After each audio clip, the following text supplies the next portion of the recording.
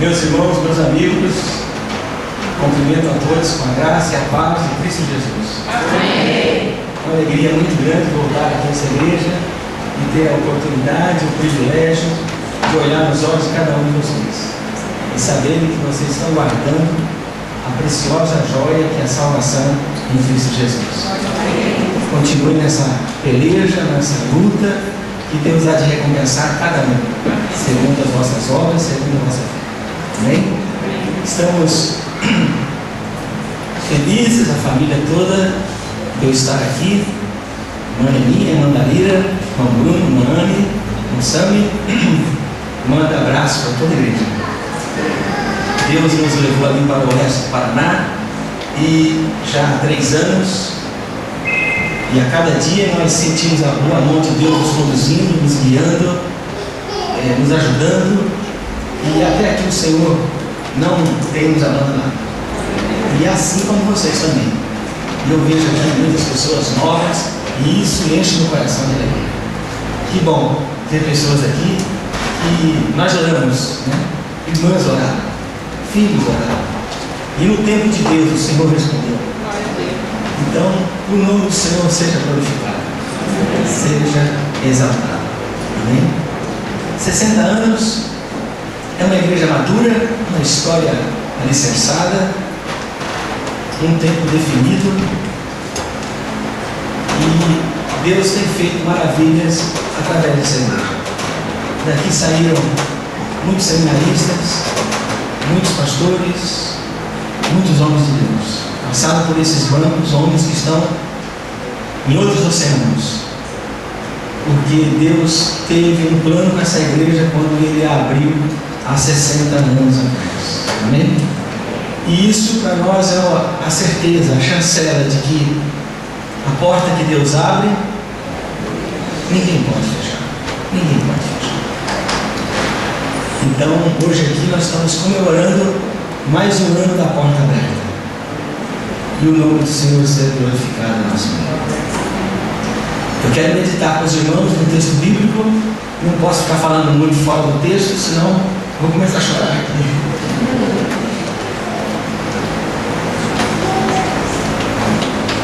Mateus, capítulo 17.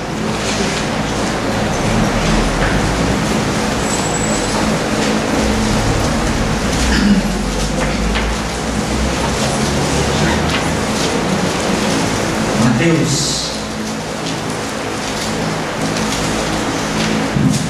capítulo 17, a partir do versículo 14, acompanha a leitura bíblica. Quando chegaram para junto da multidão, aproximou-se dele um homem que se ajoelhou e disse: Senhor, compadece do meu filho, porque é lunático e sofre muito, pois muitas vezes cai no fogo e outras muitas na água.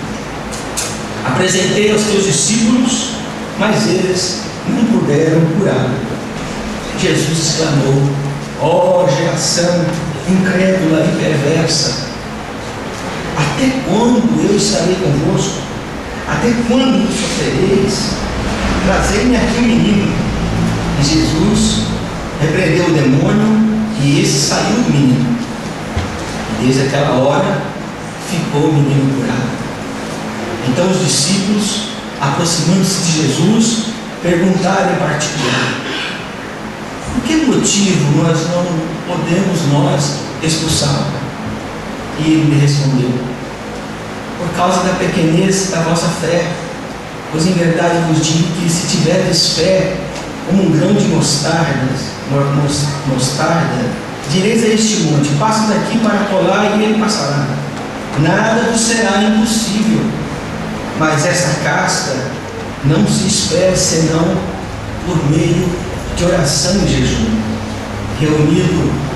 Reunidos eles na Galiléia, disse-lhe Jesus: o Filho do Homem está para ser entregue nas mãos dos homens, e esses o matarão, mas ao terceiro dia ressuscitará. Então os discípulos entristeceram grandemente. Amém? Quero meditar com os irmãos e perseguir o tema Equívocos fatais. Equívocos fatais. Interpretação fatal. Interpretação errônea. Visão errada. Equívocos fatais. Esse texto, irmãos, ele está recheado de ensino bíblico, revelação poderosa de Deus, manifestação inexplicável de Deus, juntamente com as trapalhadas apostólicas. Um Deus presente, sendo acompanhado por seres humanos fracos e falhos e que não entendem o plano de Deus. Esse texto, ele é uma mistura da presença de Deus junto com o ser humano que não sabe se engajar na obra de Deus, que não se prende em Deus, que não faz liga em Deus, que se Deus não pelejar pela sua obra, a obra dele não vai para frente.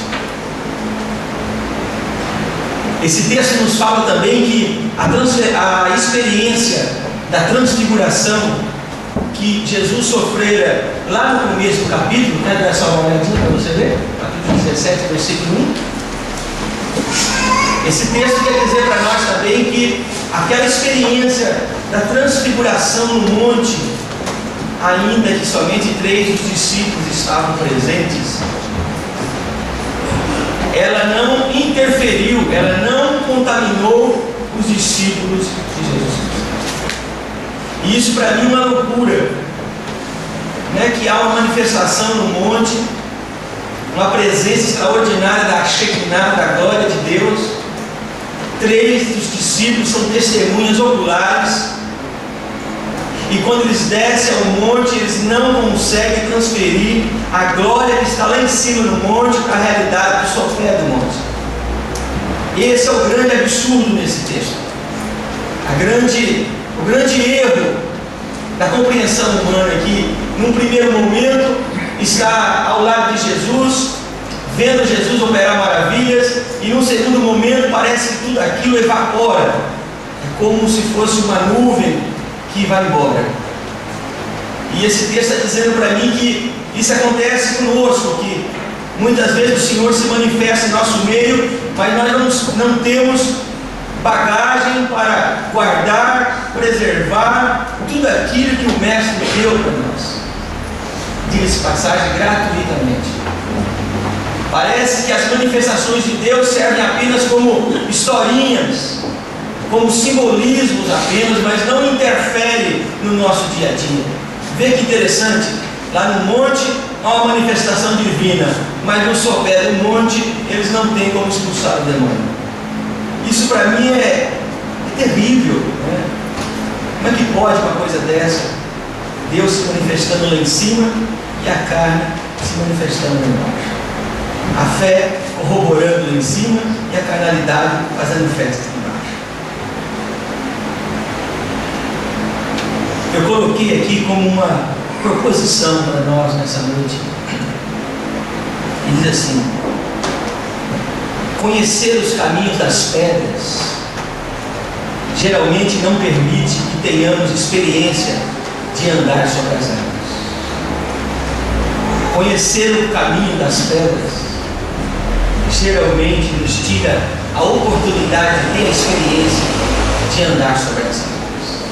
A rotina, o costume, a mesmice é um grande equívoco na nossa fé. Nós nos acostumamos com a igreja, nós nos acostumamos com o culto, nos acostumamos com o crente, com o pastor, e tudo isso passa desapercebido por nós, e já não ligamos mais quando ouvimos falar que Jesus curou em determinado local. A nossa rotina tem 2 polos bem distintos. Você tem a rotina daquele que é religioso, que vive a religiosidade, mas ele acaba, por causa da rotina, da mesmice da vida cristã, confundindo a obra de Deus com o Deus da obra. Você vê pessoas muitas vezes brigando por coisas inanimadas, físicas. Você vê as pessoas perdendo até a fé por causa de coisas materiais dentro do rebanho do Senhor, porque ele vive a rotina da sua fé, a rotina de sua religiosidade, e na hora que ele precisa alavancar, ter uma experiência com Deus, a rotina tira dele essa mão, esse arco que lança ele aos braços de Deus. Essa rotina religiosa é perigosíssima. Nós temos outra rotina, que são a rotina dos afastados, dos frios, indiferentes.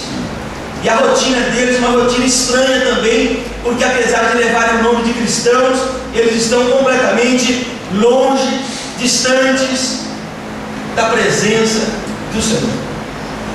A vida cristã desses homens e dessas mulheres se resume em crítica, em crítica, em crítica, em crítica e em crítica. Porque não vive com o rebanho do Senhor e não aprende a chorar junto, não aprende a sofrer junto. Então vive distante, vive a rotina da distância. E a rotina da distância mata. A rotina da distância mata. Estou vendo aqui o irmão Wanderlei. Ele senta ali antes de mim. E ele continua sentado ali depois de mim. Não é, irmão Wanderlei? Veja a irmã Valesca ali, ela está sentada ali antes de mim. E ela permanece ali depois de mim. Porque é importante estar no meio do povo de Deus, não se distanciar do povo de Deus. Porque no meio do povo de Deus, nós temos a presença do Senhor. E sua presença pode nos renovar, pode nos transformar. Não fora daqui, não fora da comunhão. Então esse texto fala muito no meu coração, que se nós andarmos, confiarmos só nos caminhos que nós conhecemos, nas pedras que já sabemos por onde elas estão, corremos o risco de não ter a grande experiência de andar sobre as águas. Esse texto fala de alguns equívocos dessa mesmice religiosa. Esse texto fala para mim de alguns equívocos da rotina religiosa que tira de mim a oportunidade de me transportar para o reino de luz. Me transportar para o reino de luz. Sair da mesmice da vida e passar a ter um companheiro divino do meu lado. E a primeira informação que esse texto me diz, os discípulos também se equivocaram, está lá no versículo 16. E eu convido vocês a, junto comigo, ler o texto do versículo 16. Diz assim o texto: apresentei-o àqueles discípulos, mas eles não puderam curá-lo.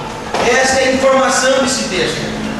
E esse texto mostra um equívoco extraordinário, que é a falta de humildade de reconhecer a impotência,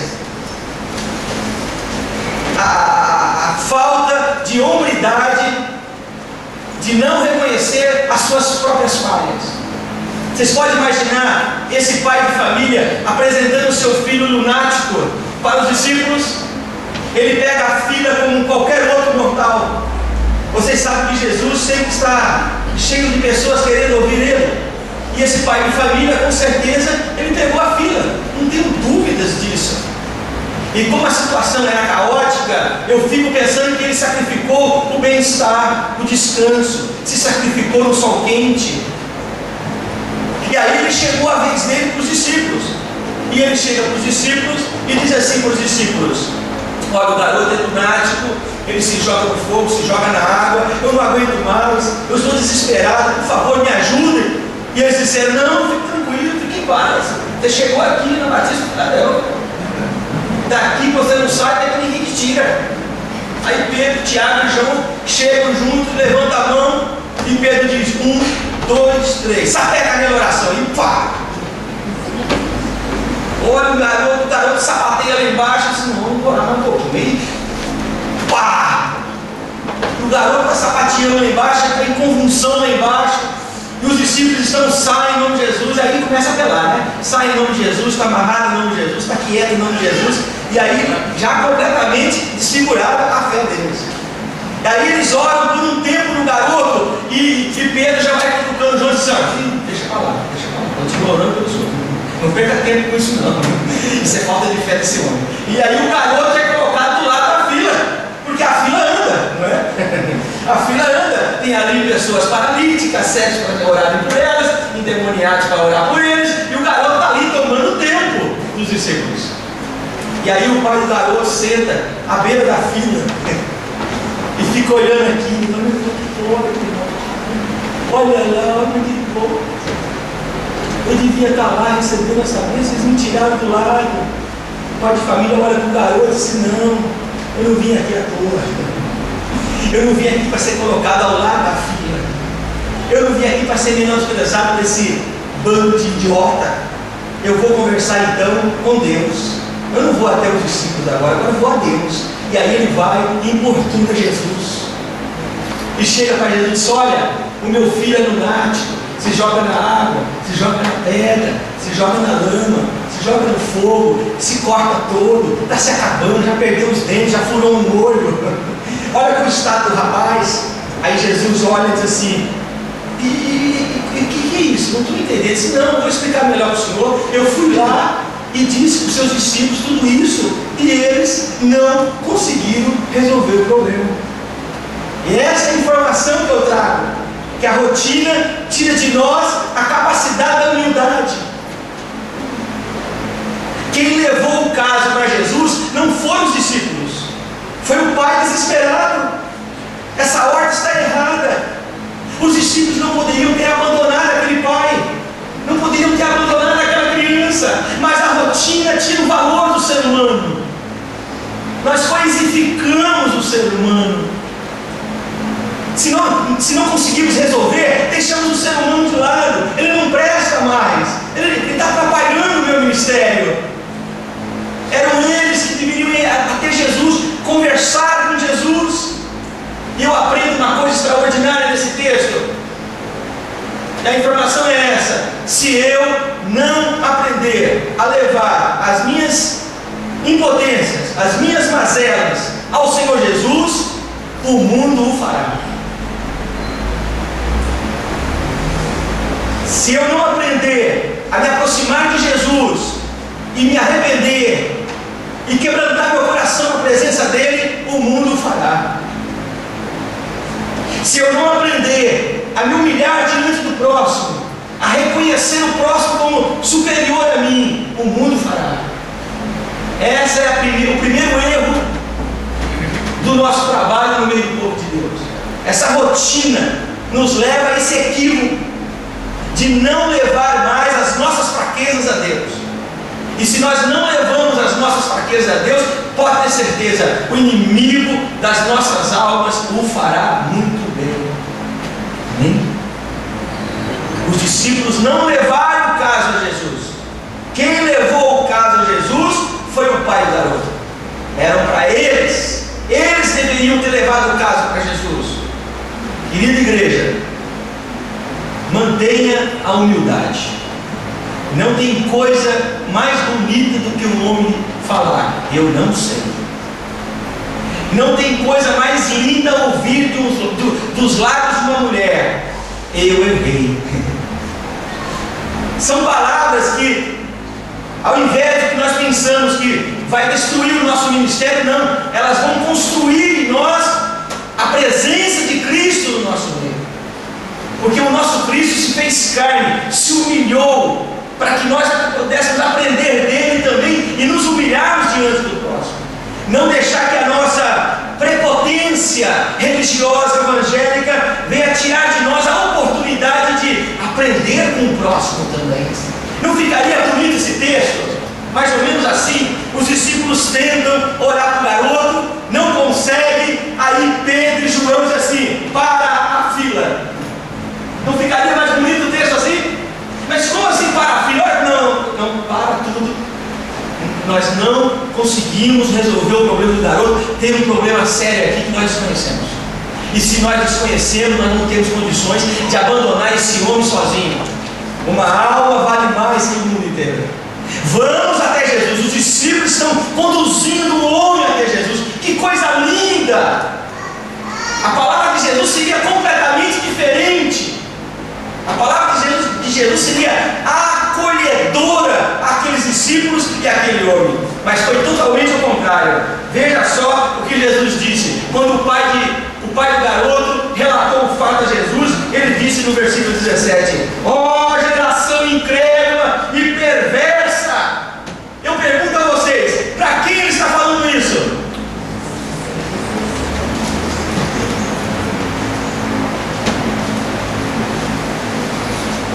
Eu não acho que ele está falando isso do pai de família. Essa palavra não foi do pai de família. Essa palavra foi direcionada, a meu ver, aos discípulos de Jesus. Vê como Jesus trata a nossa rotina. Vê como Jesus trata a nossa mesmice da vida cristã. Ele não concorda com as nossas colocações. Ele não aceita que aceitemos a vida cristã dentro da nossa ótica, confeccionar ela dentro da nossa ótica. Ele quer uma vida cristã voltada aos princípios dele. E qual é o princípio dele? Ser humilde. Chegar para ele: não conseguimos expulsar, Senhor, não conseguimos comprar, não conseguimos ajudar o casal, não conseguimos evangelizar naquele local. Humildade para chegar diante de Jesus e pedir a sua grande ajuda. Equívoco fatal: acreditar que podemos esconder as nossas falhas diante de Deus. Esse é um equívoco fatal. Olha, a igreja não é um lugar de santificados, é um lugar de pessoas arrependidas. Vou repetir: igreja não é um lugar que acolhe os santificados, mas é o lugar de pessoas arrependidas. Isso significa o seguinte: que você não é melhor que a pessoa que está à sua frente. Isso significa que tudo que você sabe de Deus não vale absolutamente nada se você não acolher a pessoa que está à sua frente, não for humilde para reconhecer as suas falhas. O maior pecado que uma pessoa pode cometer é não acreditar que ele precisa do sangue de Jesus na vida dele. Esse é o maior pecado que um cristão pode cometer. Acreditar que ele já não precisa mais do sangue de Jesus. Acreditar que ele não precisa mais da ajuda de Jesus. Um outro equívoco fatal que os discípulos cometeram está no versículo 17.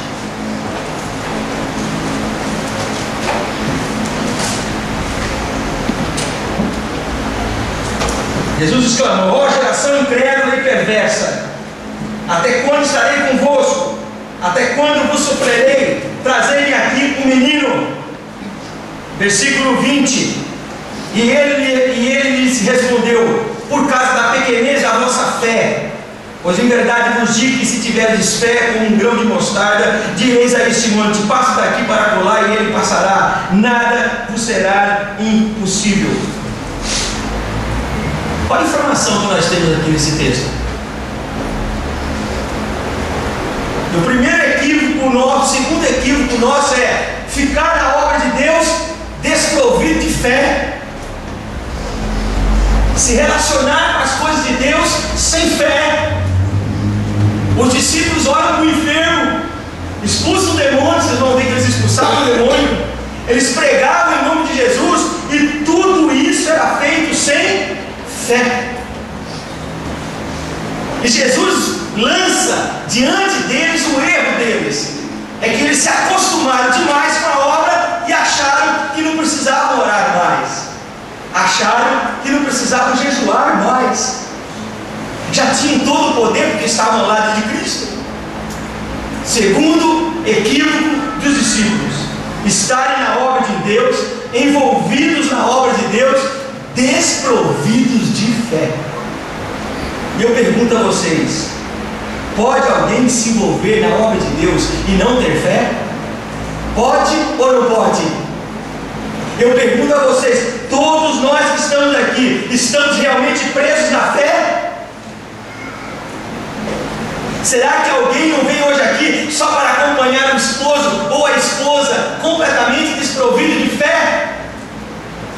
Será que alguém não veio hoje aqui simplesmente porque não tinha o que fazer em casa, então veio aqui? A rotina da vida religiosa, ela pode matar as nossas convicções espirituais. A fé pode sucumbir mediante a prática religiosa. Não podemos confundir isso.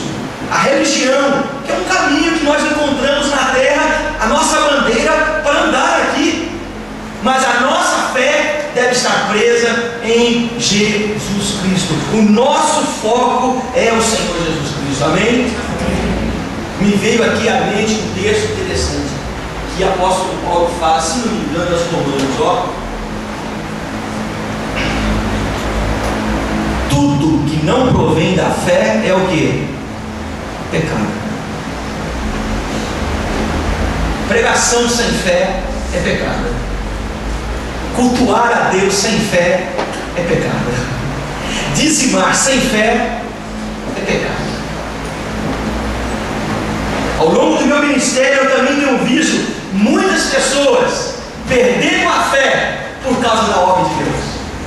Confiam tanto na obra de Deus, confiam tanto nessa montanha, nesse edifício chamado religião, denominação, que quando isso vai de encontro às suas convicções, a fé morre, a fé esfria, a fé é sepultada.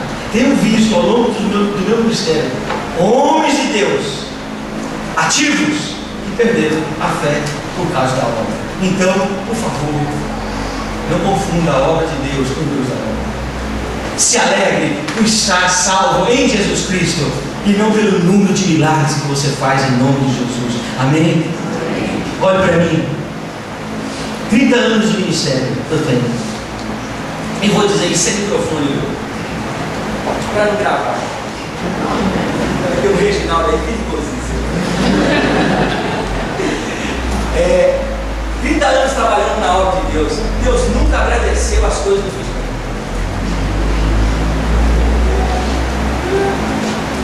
Ele nunca me agradeceu. E olha que eu já andei um bom trecho dessa estrada. E ele nunca me agradeceu. Nunca. Ele nunca chegou e fez assim: ô Wilson, ó, legal, valeu. Nunca ele fez isso para mim. Tudo o que eu fiz, ele nunca conversou comigo. De vez em quando eu chamo ele para conversar comigo, mas ele nunca quer conversar comigo. Apenas para agradecer, velho. Pelo menos eu fiz alguma coisa. Agora, ó, todas as vezes que eu procurei ele para estar com ele, todas as vezes que eu separei um tempo para estar com ele, ele não somente veio ao meu socorro, como me abraçou, me renovou e me transformou. Eu quero isso na minha vida. Eu não quero um banco de igreja, eu quero os braços do Senhor Jesus. Eu não quero parede de templo. Eu quero o poder de Deus me envolvendo. Quero fazer algo para Deus, sim, mas que os meus lábios dê a Ele toda a honra, toda a glória e todo o louvor. Queridos, sem fé não tem como trabalhar na obra de Deus. Isso vale para vocês, vale para mim, vale para o pastor Léo. Eu vou dizer mais, um absurdo. Quanto mais você se envolve na obra de Deus, mais você precisa de fé. Porque você se torna um ponta de lança. Tudo vai bater primeiro em você. E a Bíblia diz que a fé é o quê? Um escudo. Primeiro, a preocupação do apóstolo Paulo é que eu vá para a guerra, mas que não esqueça o escudo da fé. Porque é lá onde primeiro bate as ações malignas. Segundo equívoco fatal nosso, trabalhar na obra de Deus sem fé. Há um outro equívoco na obra de Deus. Versículo 18.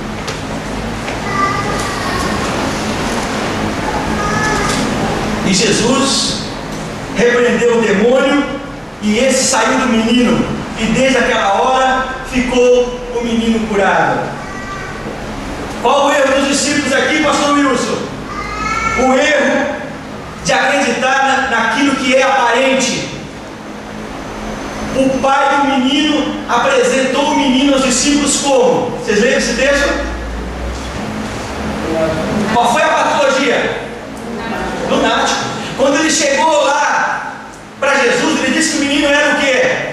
Lunático. Mas Jesus disse que o menino era o quê? Endemoniado. Eles oraram com um problema psíquico do garoto, mas era demônio. Esse é o equívoco fatal no nosso ministério: acreditar nas coisas aparentes. E eu quero dizer para você que um dos talentos do diabo é a mentira. O diabo, ele é pai da mentira. E ele vai apresentar muitas coisas interessantes para nós, mas precisamos ver as coisas como Jesus está vendo, com cuidado, sem pressa, de forma equilibrada. Não profere nenhuma palavra, nem de sim, nem de não, sem antes buscar uma convicção profunda. Por que, pastor Wilson? Porque não se abençoa endemoniado. Olha o que eu estou dizendo. Eu fico imaginando os discípulos orando por essa criança. Vamos imaginar? Junto comigo. Está aqui o garoto. Senhor, abençoa esse menino. Mas é demônio que vem lá dentro.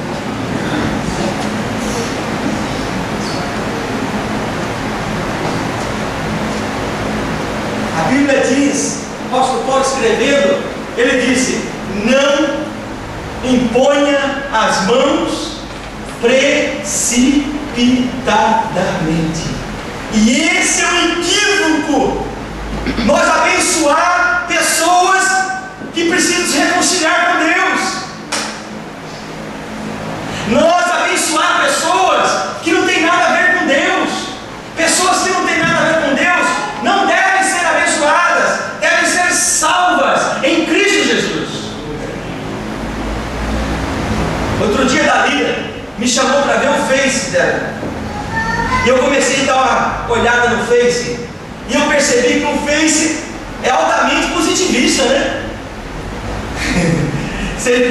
A pessoa acorda de manhã e diz assim para todo mundo: o seu dia vai ser maravilhoso. E do outro lado do Face tem um endemoniado dizendo: oh, aleluia, o dia hoje vai ser maravilhoso. Ele roubou o patrão a semana passada toda, e amanhã, segunda-feira, ele vai ter uma segunda-feira abençoada por Deus. Esse é um equívoco nosso: acreditar naquilo que é aparente. Você olha para a pessoa, tem cabelo de crente, brinco de crente, roupa de crente, tem até o biquinho, que eu brinco, né? Até o brinquinho de bunda, né?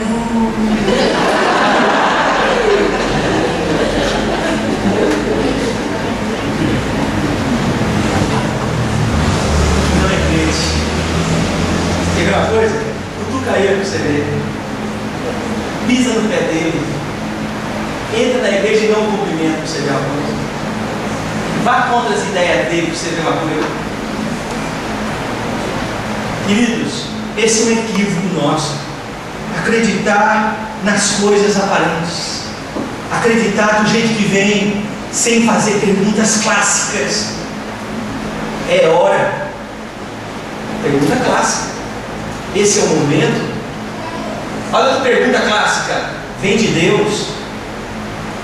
Olha outra pergunta clássica: é para mim? Serve para o meu ministério? É para a nossa comunidade? É preciso. Eu ouvi um certo pastor pregando que não se passa correndo aonde os anjos passam na ponta dos dedos. E eu posso dizer para vocês: no trabalho com o ser humano não há lugar para a pressa. Quem trabalha com o ser humano não pode ter pressa. Quem é pai sabe muito bem o que eu estou dizendo. Quem é pastor sabe muito bem o que eu estou dizendo. Que o ser humano é uma caixinha de surpresa. Então, para você não morrer de coração, não abra a caixinha. Não abra a caixinha sem que você esteja preparado para fazer isso. Amém? Um outro equívoco na obra de Deus está no versículo 21.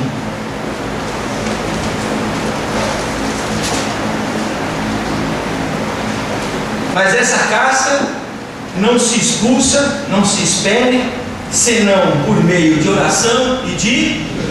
Qual foi a reclamação dos discípulos?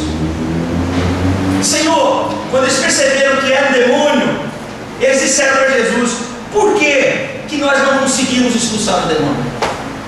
Aí Jesus disse para eles: porque há castas que não se esperam senão por meio de oração e de jejum. Então, qual o erro, qual o equívoco que nós cometemos como cristãos e como líderes na casa de Deus?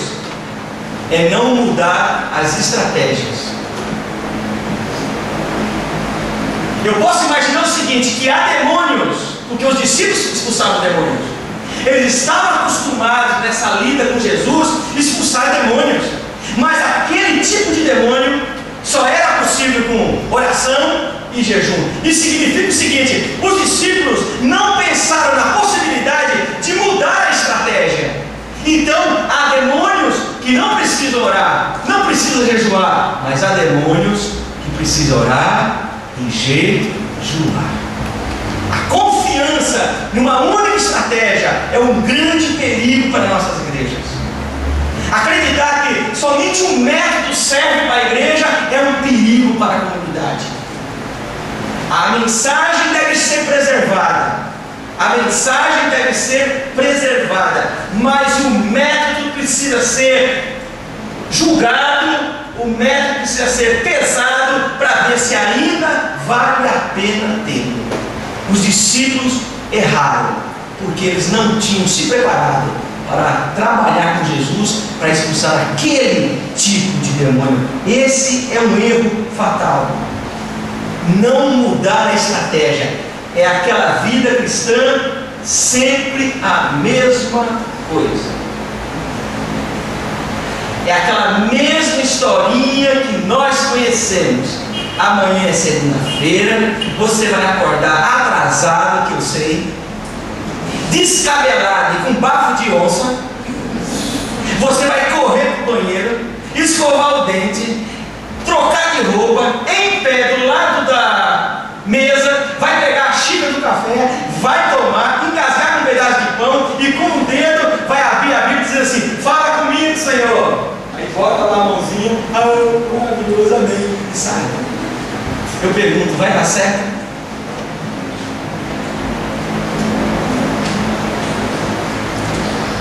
Posso fazer uma pergunta clássica? Qual foi a última vez que você jejuou?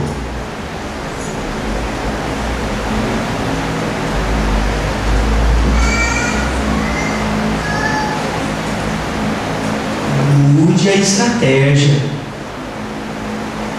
Mude a forma de você ver o reino de Deus. Não acredite só em uma única estratégia.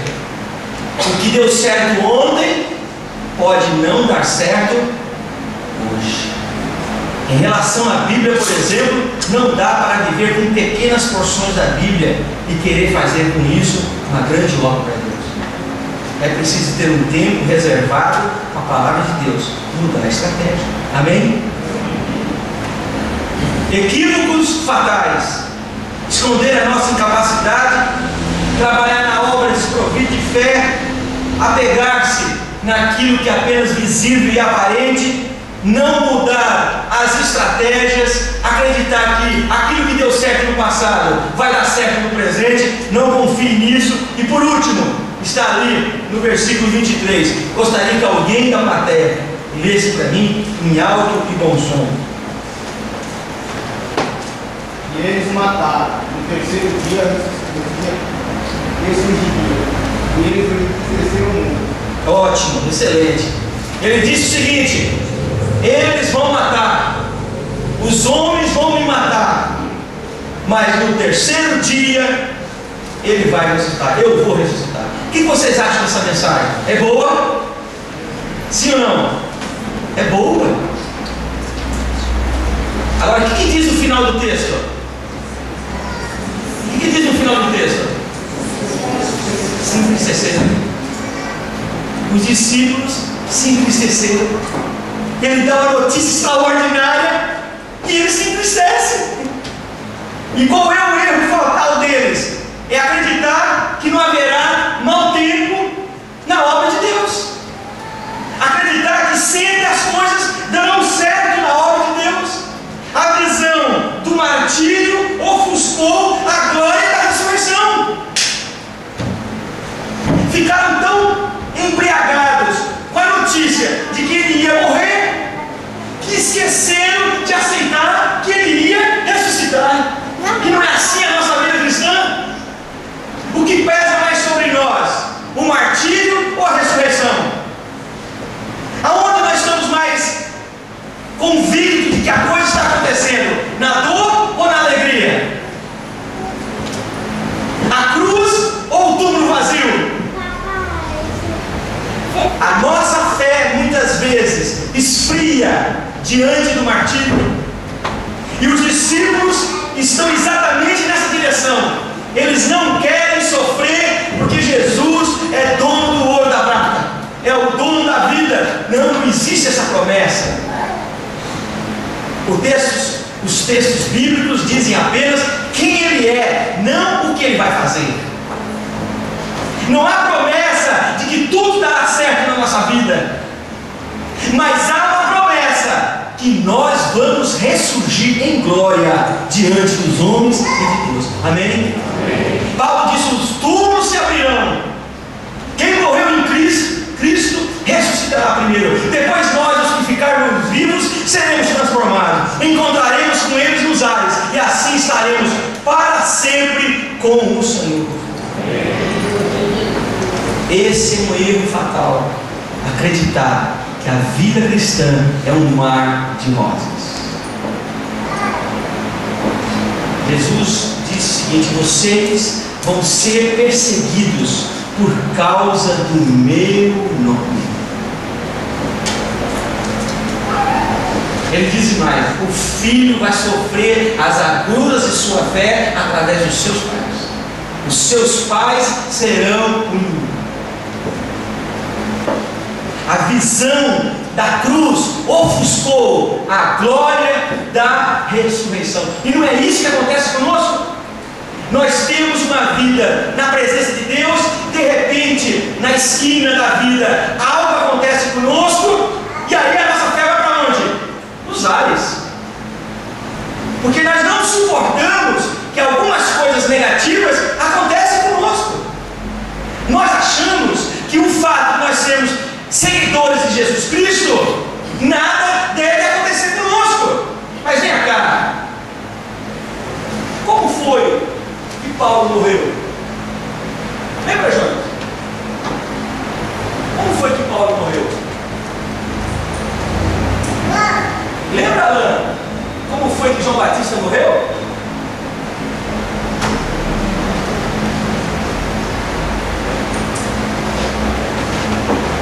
Vocês se lembram como Estevão morreu?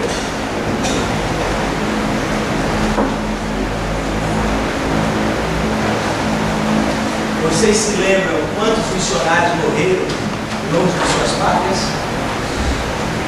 Que o único troféu que esses missionários pegaram e tiveram foi o túmulo do seu amado ou da sua amada no fundo do quintal. O que vocês acham de Hebreus 11? O que vocês acham de Hebreus 11? Hebreus 11 diz, a primeira parte dele: muitos venceram reinos, muitos fecharam a boca do leão, muitos apagaram o fogo. E se você continuar lendo, você vai ver lá, muitos foram flechados, partidos pelo meio, cerrados pelo meio. Não deixe que a visão do martírio, a visão da dor, tire a glória da sua ressurreição. Não permita que o inimigo coloque isso no teu coração. Aquilo que Deus tem preparado para você, ninguém pode tocar. Não abandone a sua fé. Não abandone a sua posição. Eu sei que você está sofrendo.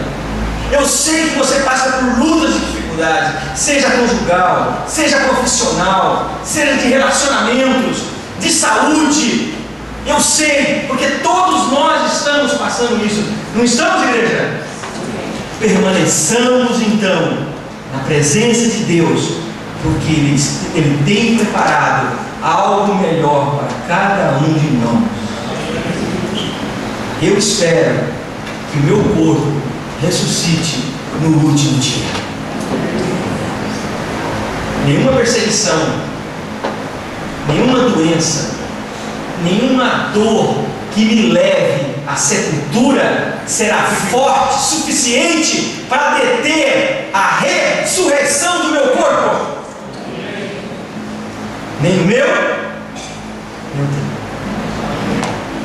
Feche teus olhos.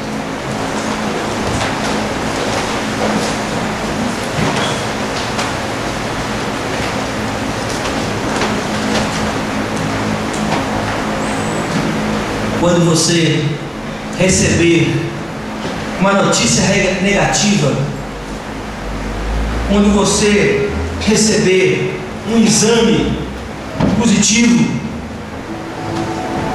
quando você receber algo que lhe afrouxe os ombros, lhe rouba o sono, não tenha medo, pois saiba que nesse momento Deus se coloca em pé do teu lado. Quando as forças acabam, as de Deus iniciam. Quando a minha visão é ofuscada, a de Deus é aberta. Levante essa cabeça, meu filho. Levante essa cabeça, minha filha. Não cometa esse equívoco. Não cometa esse equívoco de achar que Deus te abandonou. Não, você é joia preciosa para o nosso Deus. E Ele está te guardando, Ele está te protegendo. Ele fará que você vença o maior dos inimigos, que é a morte. Em Cristo você vai ressuscitar. Em Cristo você terá a vida eterna. Senhor, nós estamos na Tua presença nessa noite, e que a nossa fé seja renovada em Ti, Senhor.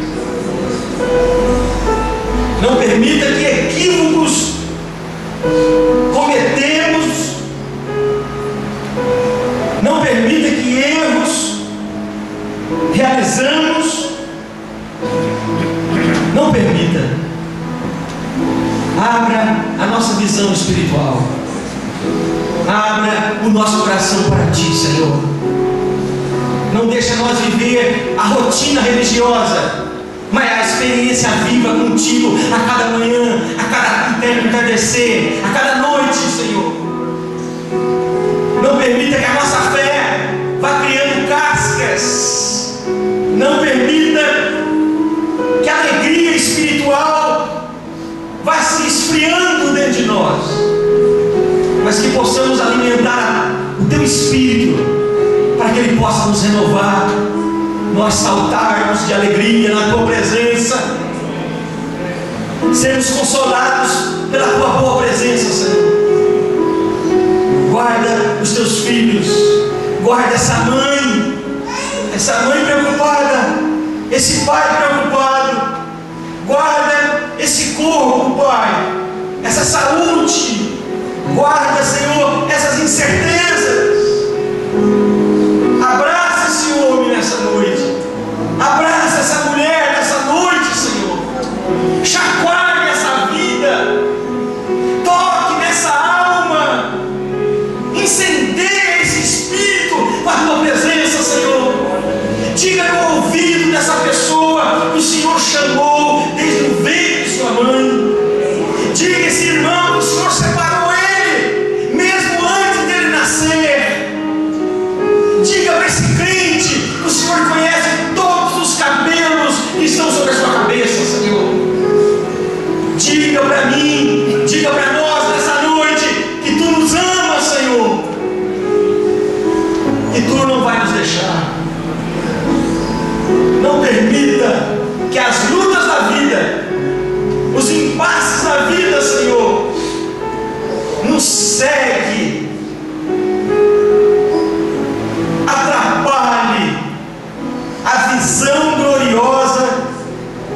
ressurreição. Guarde o teu povo, proteja o teu povo, em nome de Jesus. Em nome de Jesus. Deus nos abençoe. Deus nos guarde.